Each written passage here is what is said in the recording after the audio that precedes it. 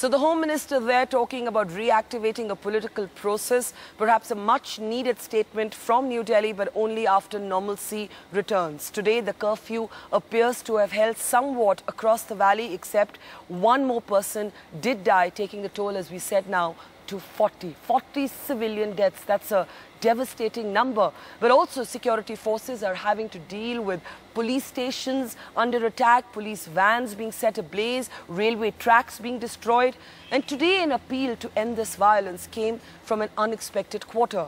Hardline Hurriyat leader Syed Ali Shah Gilani, recently released from custody, said this violence must end because violence only hurt the Kashmir cause and the image of Kashmiri protesters.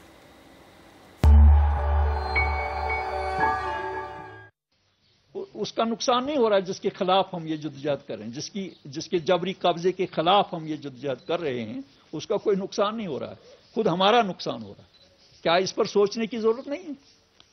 इस पर ठंडे दिल दिमाग से सोचा जाना चाहिए कि नहीं, हमें अपनी मूवमेंट को बिल्कुल पुरअमन तरीके से आगे ले जाना है कि पुरअमन डिमॉन्स्ट्रेशन हो, जहां रोका जाए नीचे बैठा जाए और फिर कहा जाए चलाओ गोलियां, हम सीना ताने हुए हैं, हम यहां बैठे हैं, गोलियां चलाओ। ये हमारा तरीक़ाकार होना चाहिए। और ये जो जलाओ घेराव, ये हमारी मूवमेंट के साथ इनका कोई ताल्लुक नहीं। इससे हमारे मूवमेंट को नुकसान पहुंचेगा। आप दफ्तर जलाते हैं, कोई रेलवे स्टेशन का ऑफिस गिराते हैं, कोई और तकरीबी कार्रवाई करते हैं, ठीक है, रिएक्शन है, मगर रिएक्शन में हमको अपने बुनियादी उसूल को नुकसान पहुंचाने का ख्याल रखना चाहिए, उसको नुकसान नहीं पहुंचना चाहिए। Truly an unexpected statement there by Syed Ali Shah Gilani. In fact, he's the only separatist leader of significance to have come out so clearly to say that the violence must stop, that the protests must be peaceful, that even if security forces come armed towards protesters, the protesters should just knuckle down and remain silent. Now, what you often hear on the ground here in the valley is that the media does not report the real tragedy of the story of what's happening in Kashmir. No matter what side of the political and ideological divide you may be on Kashmir, I'm sure we can all agree that when it comes to children, it doesn't really matter what the politics is. Children should not be crushed and be caught in this inextricable cycle of violence. But they are, either as protesters or, even more tragically, as innocent bystanders, sometimes paying with their life for just being in the wrong place at the wrong time. The Home Minister today appealed to parents and protesters to keep children away from protests. But what about the damage that's already been done? And who will speak to Kashmir's children of conflict?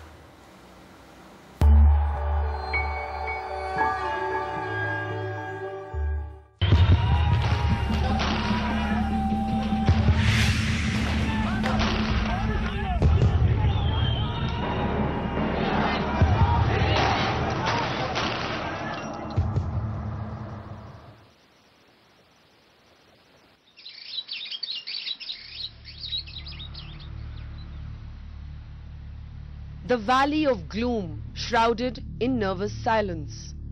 But ironically, the relatively empty streets and the lifelessness in Srinagar may actually be a source of some relief.